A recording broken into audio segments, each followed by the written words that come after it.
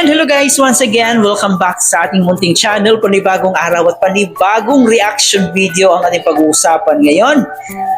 Alam naman po natin, dati sobrang enjoy na enjoy po tayo sa EDSA. At hanggang unti-unting nawala, unti-unting naglaho yung EDSA, nababalita na mawawala na at hanggang tuluyan na ngang nawala yung EDSA sa ere. At ang pinaka-worst pa ngayon ay tuluyan ng magpapaalam si Dalaga, si Beyonce dito sa Kalingap. So ano nga ba ang katotohanan? Kasi itong si Kapitan Grace na isa sa BFF ni Dalaga or ni Beyonce, may mensahe siya sa pagpapaalam ng Dalaga. At meron pa nga pong isang post na nakita po natin dyan sa ating thumbnail. May nag-post dyan na huwag kang aalis sa Kalingap kasi ikaw ay mababash talaga ng sobra. So nakita po natin kung ano yung sagot ni Beyonce dyan. So hindi po natin alam kung si Beyonce ba talaga po ito, pero yung sagot niya po dyan ay handa na po siyang tanggapin kung ano man yung pangbabash ang ibabato dito sa kanya. So mamaya ng konti ay ating panoorin ang nagiging live po ni Kapitana Grace, ni Kalingap Jessa. So ating mapanood kung ano pa yung mga sinasabi niya dito, advices, ano pa yung masasabi niya dito sa kanyang BFF na si Dalaga Beyonce. So mamaya panoorin po natin yan. Pero bago tayo magpatuloy doon, please don't forget to subscribe, paki-like and share ang ating video, paki-turn notification bell para laging updated every time na mag-a-upload po tayo. At ating suportahan ang ating ama ng Kalingap na si Kuya Bar Santos Matubang, atin na vlog in Kalingap Rap. Suportahan din po natin ang mga Keyboys, Kalingap partners, mga charity vloggers sa Pilipinas na tumutulong sa ating mga kababayang mahihirap. Huwag natin kalimutan. Nandyan din po ang ating mga kasamang Kalingap reactors, especially na ang Karepa, Team Bios, Team Watchers, Strikers. Lahat po ng mga nagdedepensa sa Kalingap guys, suportahan natin sila. So ngayon para mas maliwanagan tayo kung ano nga bang mensahe, pahayag dito ni Kapitana Grace para sa kanyang BFF. Ito guys, panoorin na natin to. Alam naman po ni BJ na alam naman ni BJ na madami kaming nagmamahal sa kanya.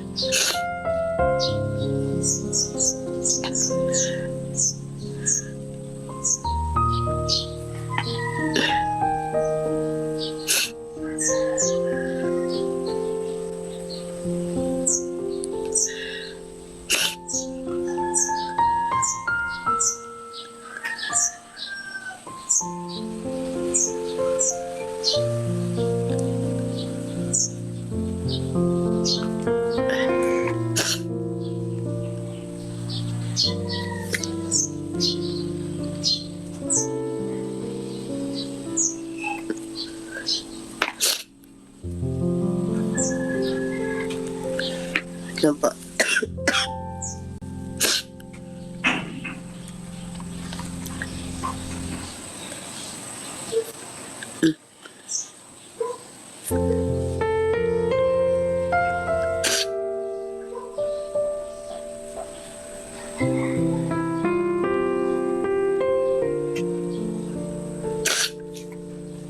Wala po tayo magagawa sa desisyon ng tao. Kaya hayaan niyo po.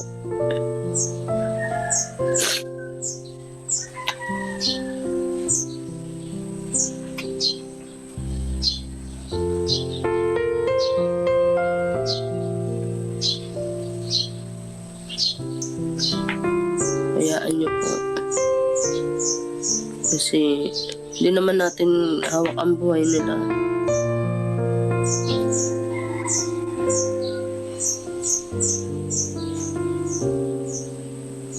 Magbabago kung mag-alis siya o hindi. Wala pong magbabago, mag-best friend pa din po kami. Kasi para saan pa po yung pinagsamahan namin kung dahil lang dyan sa mawawala, di ba?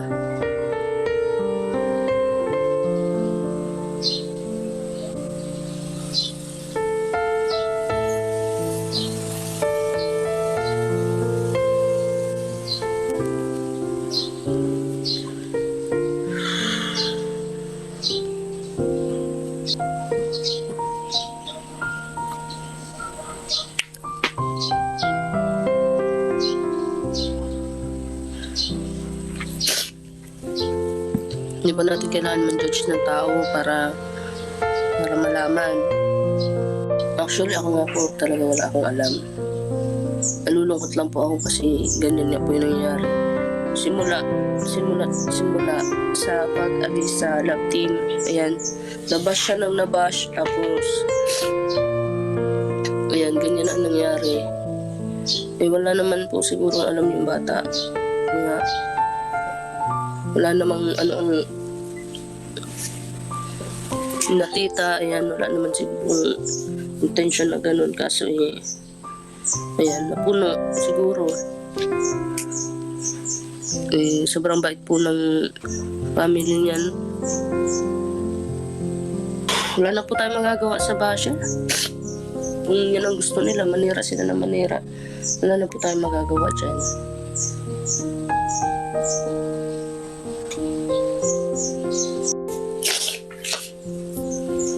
Alam niyo po, umalis o hindi umalis, mababash at mababash po siya.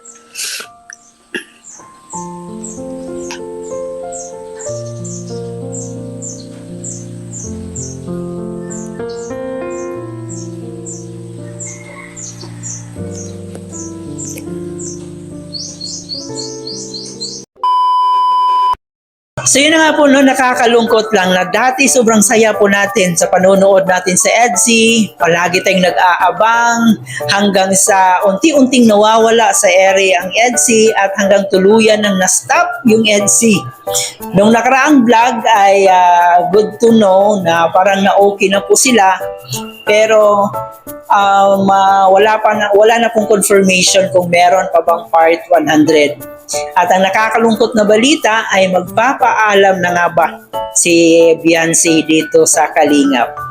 Wala pa pong sagot dyan si Kalingap Rab kung totoo nga ba ang magpapaalam na, pero marami tayong nakikita na video clip na aalis na nga daw talaga si Beyonce. Nakakalungkot lang, no? Maraming bashing ang nangyari, maraming panghuhusga ang nangyari. Pero di natin masisisi yung mga nanghusga kasi nagbabatay lang po sila sa kanilang mga pinapanood, nagbabatay lang po sila sa kanilang nakikita at nababasa, pero hindi nila alam talaga kung ano yung tunay na nangyari. So sana ay limitahan natin yung pagbabash at sana wag po tayong manghusga agad kasi hindi po natin alam kung sino yung totoong may sala. And yun na nga po, no, ayon din po sa ating mga nabalita-balita na aabot na daw ito sa Tolpo, may magpapatolpo na daw. So nakakalungkot lang na ang dating masayang community ngayon ay papunta na sa Tolpo.